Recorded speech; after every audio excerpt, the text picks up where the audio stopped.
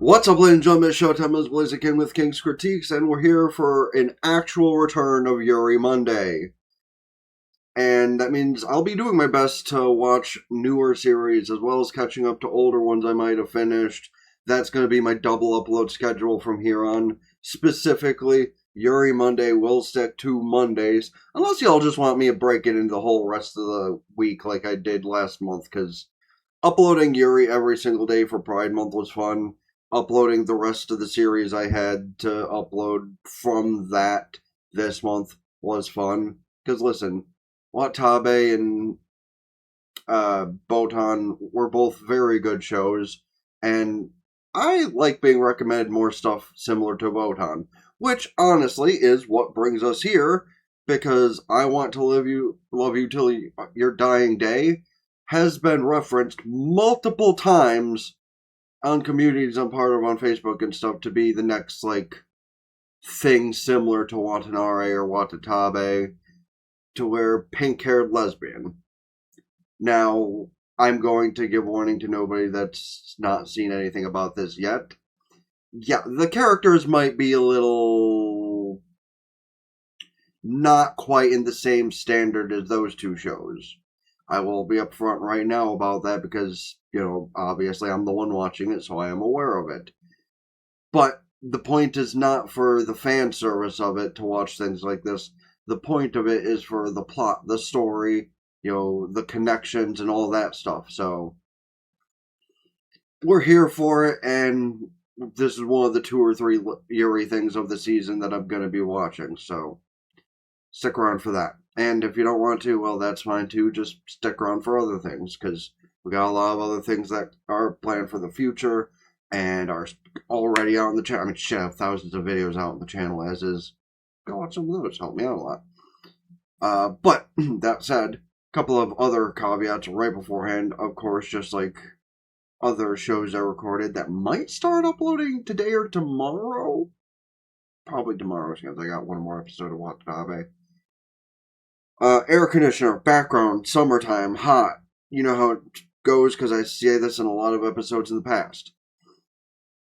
And of course, the other one usual of, please don't forget to hit the like button, subscribe, let the whole video on when we get to watch them, because it's highly appreciated regardless of if you're sticking around to watch it or not. But that is mostly pertaining to the red side, because I don't know if black side works like that, and, well, orange side, you guys just are able to watch the episodes anyway. I don't think it actually accumulates to money I can make or anything, so. That said, however, let us get started, shall we? So this is kind of opening. Try that again. So this is kind of starting out like Hikaru, isn't it? Random body, all bloodied, almost dead, if not already dead in a forest. Oh! Okay. Couple of things I'm noting immediately, though, is 1, there's magic involved, that I didn't know. For 2, animation already beautiful, like the art style and the animation in general, because, the blood is not done lazily, and that's a thing just like in actual horror movies where you can tell when people are actually giving effort into things, is when the special effects are really good. And, the character on the ground who we just pinpointed is drawn very attractively, honestly, probably one of the few, actual adult characters in the show. Shame she's about to die, it looks like. But, a couple of fun factors to point out. Oh, looks like there's a magic war style kind of thing going on. Or if it's one of those cases similar to Fairy Tale where maybe they're supposed to go out and fight each other and whoever comes back alive is the winner. Well, okay, I guess that would be more Jujutsu Kaisen, where they didn't care if someone lived or died. They preferred them to live, but if things happen, they happen. Okay. So the whole bit about magic is definitely not secret, which is fun. So is it a school for witches or something? Always an enjoyable concept. And also, despite the teacher being drawn more lithe, obviously, she's probably going to be my favorite. Now, might she end up dead because that happens to teachers sometimes in anime like this? Yes. But I stick by what I said, and if it happens, it happens. Everyone just looking at her so judgingly. Where's her wand? Why didn't it just magically appear? Well, let me guess. She's the one who basically has no magic skill but still has to be taught in this school. And then the pink haired protagonist is going to be the one with tons of magical skill and is going to protect her. And that's a majority of the relationship. Sorry, I hate being that person that assumes how things are going to go based on context clues, but that's the point of being a reviewer, right? So, am I right? Am I wrong? Is it going to be slightly different? Let us see. Doubly so, actually, I'm going to make this kind of assumption. Maybe she, has a split personality thing and she's the one who killed the other girl in the beginning. Or it's the pink haired girl, who we haven't been introduced to yet, but I'm assuming that could be a thing either way. So that girl and the pink haired one are not going to be the only ones in this show, it seems like, because we got the dark skinned one over there. Okay, I'm just going to call her Giaru because she's dark skinned blonde. She's the Giaru archetype in this. I'm sorry, it's just. And then there's the rough and tough one who tried to defend the other girl. So apparently they're really good friends. Okay, I guess prospectively she's dark skinned because, that's definitely normal Giaru tan, but they just showed 3 different angles of her, and 2 of them she looked a lot darker. I'm sorry. Not that kind of darker, but darker tan Giaru, but that counts. And that counts. Damn, even the girl that died said she was lucky because she didn't have to fight. Everyone always assumes that the people that can't participate in things are lucky for this or that reason. And that's not always the case. Because the people that aren't able to participate in things more often than not want to be able to participate in things.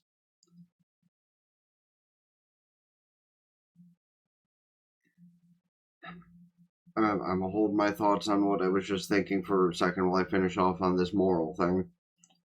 Because, I often, know I'm not able to do certain things, but I want to be able to do certain things to be able to help people more. Unfortunately, I don't have that capability because of my lack of strength or knowledge. Granted, strength is debatable because I guess depending on mood, I'm stronger than I think, but that's neither here nor there. But yeah, sometimes people that want to help, even though they can't, want to be able to. So that doesn't make them lucky if they can't help. I've said that way too many times. Bad habit. I need to stop that. Anyway, say someone like me wanted to, join anything. I don't know, like a war that actually made sense. I won't be able to because I'm cuckoo and never know when I might go poo-poo at one of my teammates. That's a half joke, but also you never know. Say something wrong and...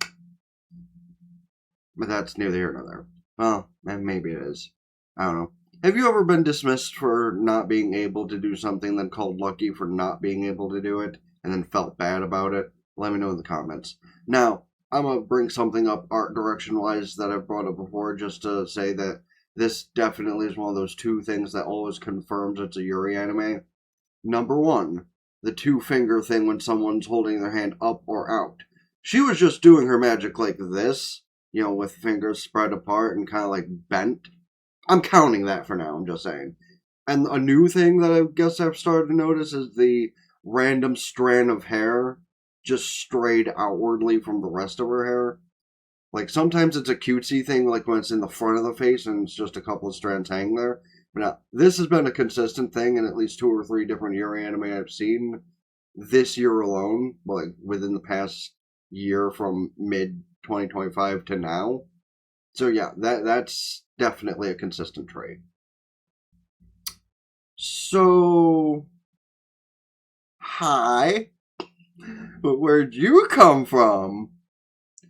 I'm going to make the assumption that what I said earlier about the pink-haired girl being the one who killed her friend might not be inaccurate. Now, it comes to a thought of, was that for a plot point so she could, come to the school and stay with her? questionable, because she wouldn't be dressed in that same cloak that's probably still covered in her friend's blood. But I guess we'll see. Now, there is a site that we haven't gotten to see in anime in weirdly quite a bit of time. A pink-haired, crazy-looking chick covered in blood.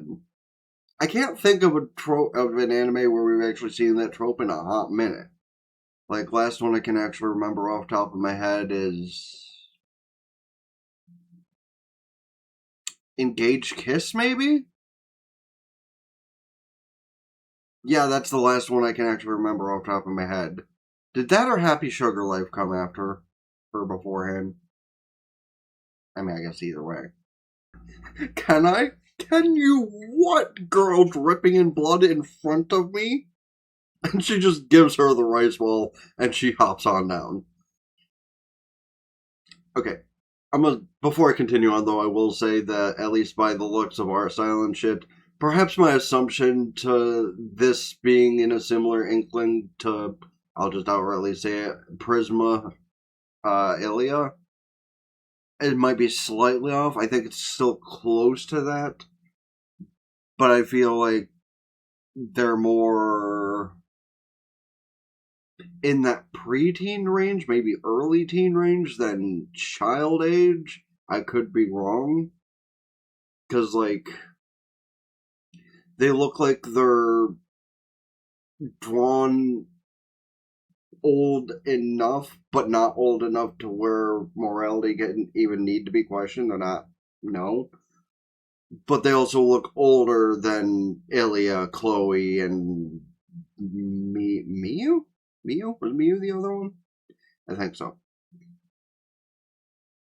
So, yeah, I take back what I said a little bit about being, like, super weird, but it's still not something y'all gotta worry about me being unhinged about.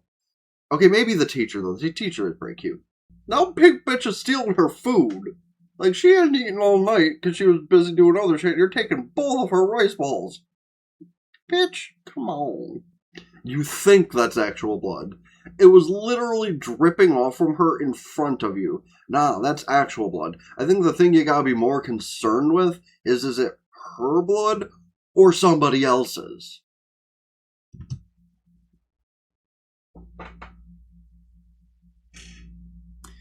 So, remember when I said that teacher was my favorite? That's my favorite! Pause. Oh, wait, no. Now the realization is hitting her. Oh, so she's the nurse. Yeah, weirdly, that also makes sense. So that means I could still say the other teacher's my favorite?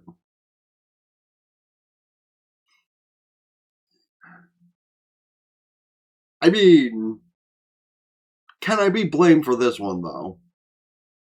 Like, she's probably the most well-drawn character in the whole show so far. Okay, well, apparently this pink-haired one is someone she's dealt with a lot. Whether or not she knows it's not her blood or not is another story, but, seems like scruffing her was a good idea. Pause.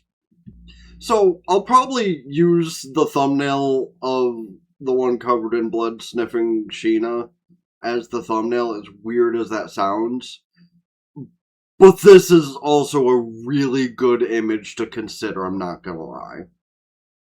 Because, yeah, while there might not be many characters for me to, make comments over, I feel no shame in making comments about this one over and over again. Okay? Okay. Oh, it's supposed to be a secret kept by Miss Fran in between those two. Wonder if the pink-haired one is like some experiment or some assassin. Maybe Miss Fran is the real villain. Suppose we'll see. It wasn't the rice balls that smelled delicious.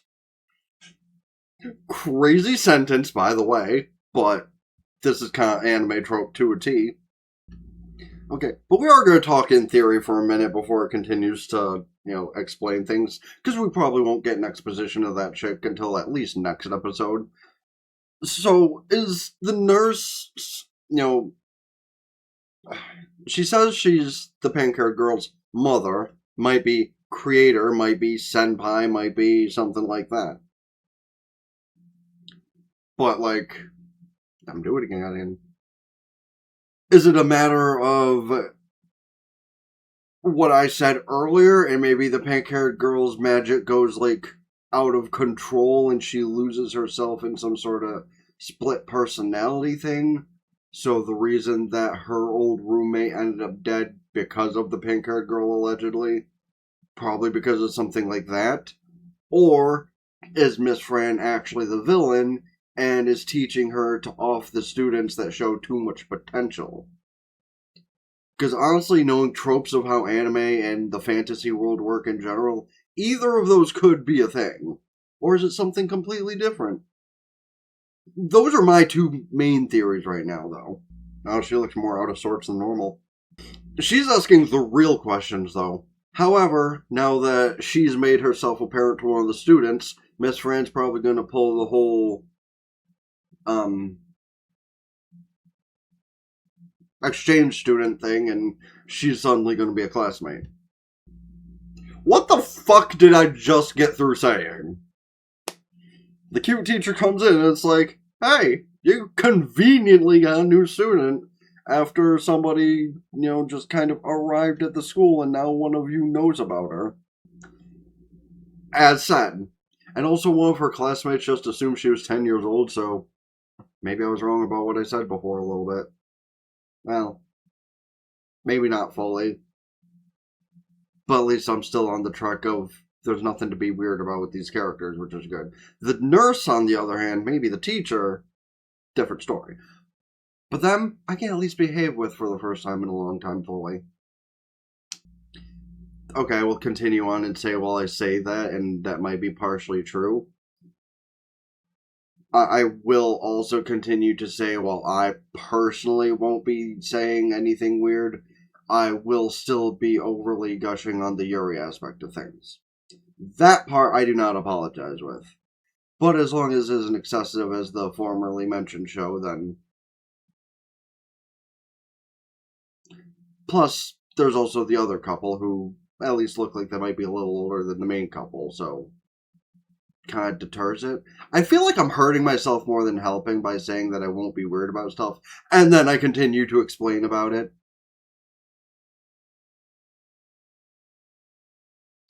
And the personality I've developed as an anime watcher.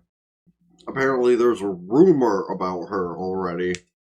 That's interesting.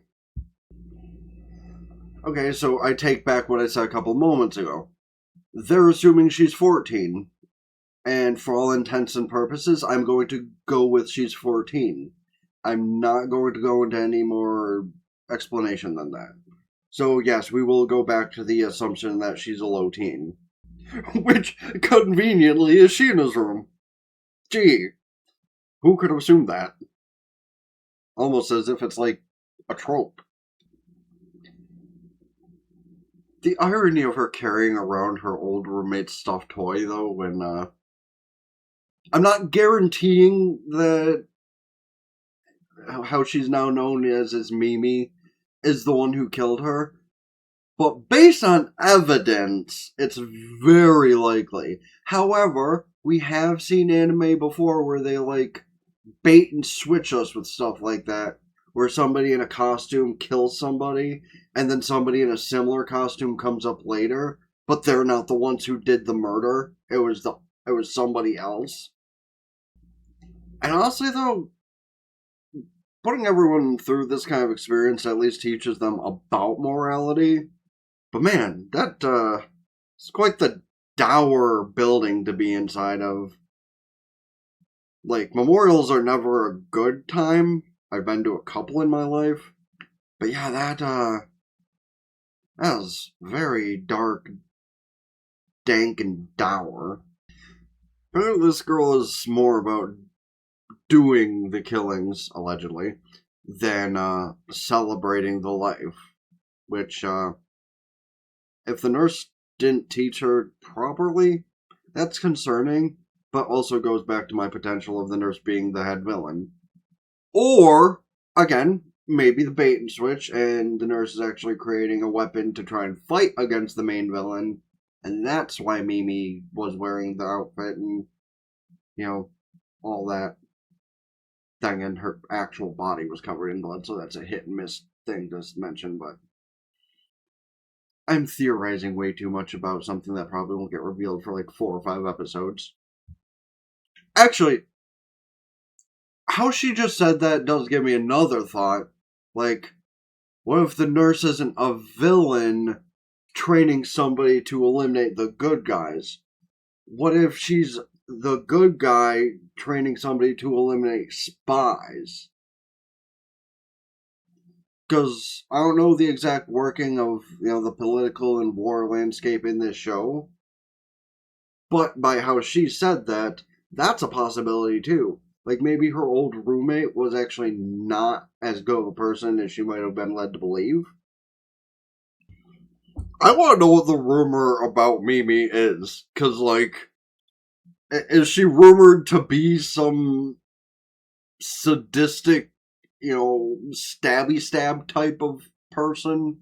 Which actually kind of tracks based on what happened when Sheena met her the first time. Seriously though, is the rumor that she's some kind of sadistic, person who does... I'm gonna take 2 seconds before I continue back to the sentence I'm trying to say. YouTube, please go back to normal. I'm tired of trying to dance around things unless I just say things on instinct. I'm so sick and tired of trying to dance around things. Like, is she rumored to be a killer, a murderer, a person who stabs somebody, someone who goes, I'm going to blow you up with my mind? Is she one of those people just by rumor, but also in actuality? I'm so sick of where the red platform is at, man. I really am. I think honestly the biggest help would be for y'all to fucking subscribe to the Patreon so I can stop pussyfooting. Okay, so I was gonna say something about her being so cutesy with Sheena, like a day after knowing her officially. And then I got distracted by the Fang. Like, I'm not gonna say much about it, but the Fang is very telling. Apparently she's not the only one that thinks that, though, because look at those 2 in back. Like, I ain't gonna say anything about it, but that has all it says to need to say about how her classmates think of her. The one back there, though. Oh, hey, your friends. The probably only actual, considered. I want elaboration, please. And Sheena has no clue about what people have been talking about this whole time. It's like, what Mimi is being rumored about that they're thinking it's her? Fuck do you mean about generations? Oh. Okay, maybe she is that Mimi based on the way that's being put, because, yeah, the nurse totally did gank her back for a undisclosed reason. Well, about that, you doubt that it could be her, but Sheena sees that there's evidence that it very well could be, by the way you said she defeated multiple enemies, and she saw her covered in blood just the previous day. Yeah, they're summoning someone from class 14. A certain pink-haired girl. It's almost as if they knew instantly. They did give me a number. Yeah, that is me. Reminds me of a TikTok series I'm watching about Jimmy the Pokemon trainer. Not Jimmy, Timmy. Though there is a Jimmy in that universe as well, but he's not as lucky as Timmy. I'm grabbing more bread on my way out. Fuck you guys. Yes, she has been. Yeah, and that's a little threatening, just putting that out there. Pointing her knife right at the, weak one. Imagine being called out by your school nurse like that. You know something's about to happen. Good or not, perspective. But that's a whole other conversation. And now she's sniffing her just to see if she can tell us what Mimi sees. A, that's weird to do as a member of the staff. I mean, it's weird to do in general, but more specifically as a member of the staff. Okay, apparently that actually did work, because she just said, I understand. Do you understand, or are you just saying that? Sheena, if I told you, I'd have to kill you. That's something to walk in on, I suppose. I mean, granted, I was just gonna say that they go to, but they don't. It's not an all-girls school, so go Yuri. She's like, oh, that was awkward. I mean, why not? I mean, y'all live at the school, so where else would they really have the time to do it?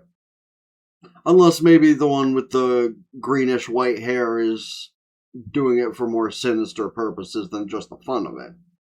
And honestly, in a show related to magic, I could see that happening.